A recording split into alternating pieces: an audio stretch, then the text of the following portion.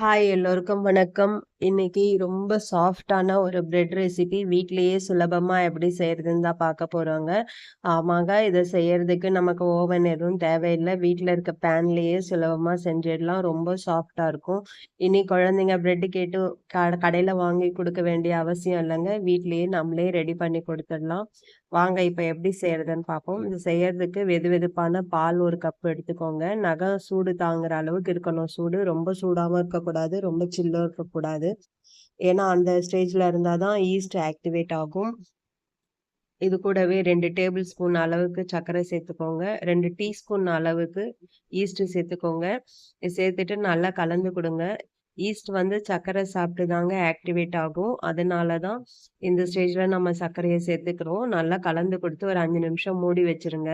பாருங்க 5 நிமிஷத்துக்கு அப்புறம் நல்லா ஆக்டிவேட் ஆகியிருக்கு. நல்லா புளிச்சு வந்திருக்கு பாருங்க. இது ஆக்டிவேட் ஆனா தான் பிரெட் நமக்கு சாஃப்ட்டா வரும். இப்ப மாவு ரெடி பண்ணிக்கலாம். ஒரு பவுல்ல பால் அளந்து அதே கப்லயே 3 கப் அளவுக்கு மைதா எடுத்துக்கோங்க. நீங்க வேணும்னா கோதுமை கூட எடுத்துக்கலாம். நான் மைதா மாவு தான் எடுத்திருக்கேன்.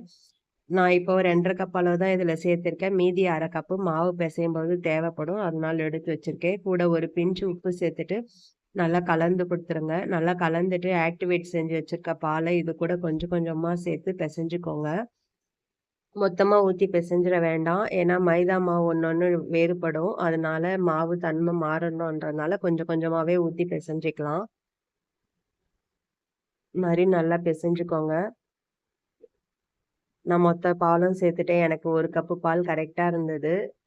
சேர்த்துக்கோங்க. சேர்த்துட்டு ரூம் டெம்பரேச்சர்ல இருக்க 50 கிராம் அளவுக்கு வெண்ணெய் எடுத்துக்கோங்க. ரூம் டெம்பரேச்சர்ல தாங்க இருக்கணும்.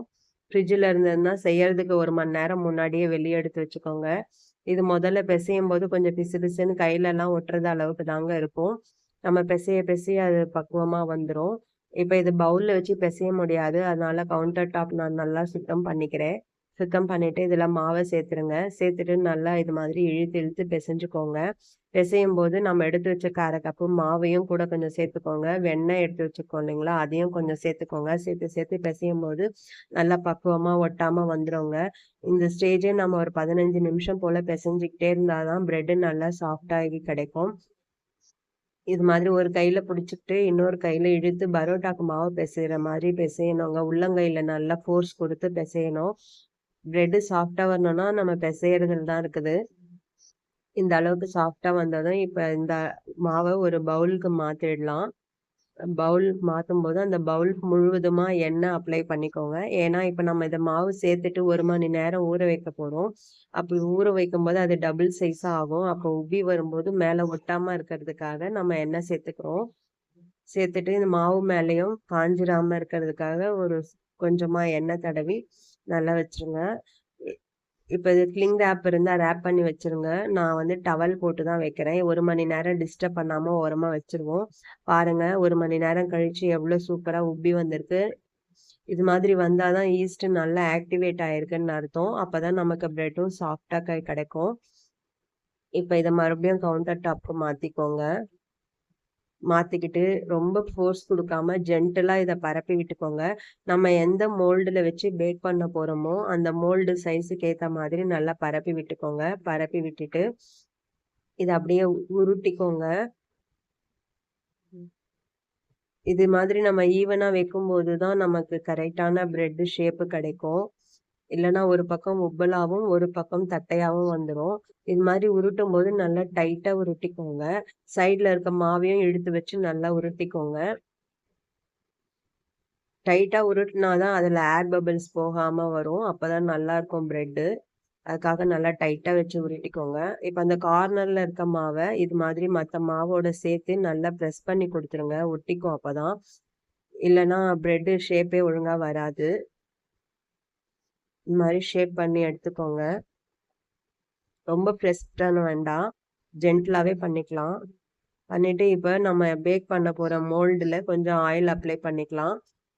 மோல்டு முழுவதுமாவே ஆயில் அப்ளை பண்ணிக்கோங்க. ஏன்னா, இதுலயும் வச்சுட்டு ஒரு 1/2 மணி நேரம் ஊற வைக்க போறோம். மறுபடியும் இது டபுள் த சைஸ் ஆகும்.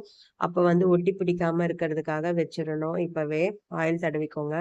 இதே மாதிரி உள்ள மாவ வச்சுட்டு நல்லா ஷேப் பண்ணி விட்டுருங்க. கார்னர்லலாம் வராத அளவுக்கும் நல்லா ஷேப் பண்ணிக்கோங்க. இப்ப ஷேப் பண்ணா தான் இல்லன்னா திரும்பவும் நம்ம ஷேப் பண்ண முடியாது. பண்ணிட்டு இது மேல மாவு காஞ்சிராம இருக்கிறதுக்கு கொஞ்சம் ஆயில் அப்ளை பண்ணிட்டு மறுபடியும் இதை ஒரு 1/2 மணி நேரத்துக்கு டவல் போட்டு மூடி வச்சிருங்க. மறுபடியும் அது உப்பி வரணும். அதுக்குள்ள இப்போ இதை பேக் பண்ண போறதுக்கு பேனை நம்ம அடுப்புல வச்சு ப்ரீ ஹீட் பண்ணிக்கலாம். இந்த பேன்ல தான் நான் பேக் பண்ண போறேன். அடுப்பை லோ ஃப்ளேம்ல வச்சு ஒரு 20 நிமிஷம் ப்ரீ ஹீட் பண்ணிக்கலாம். பாருங்க 1/2 ஹவர் கழிச்சு மாவு எப்படி உப்பி வந்திருக்கு. இப்போ இது பேக் பண்றதுக்கு தயாரா இருக்கு. ஈவனா வந்திருக்கு பாருங்க. இது மாதிரி இருந்தாதான் நமக்கு பிரெட் கரெக்டா வரும்.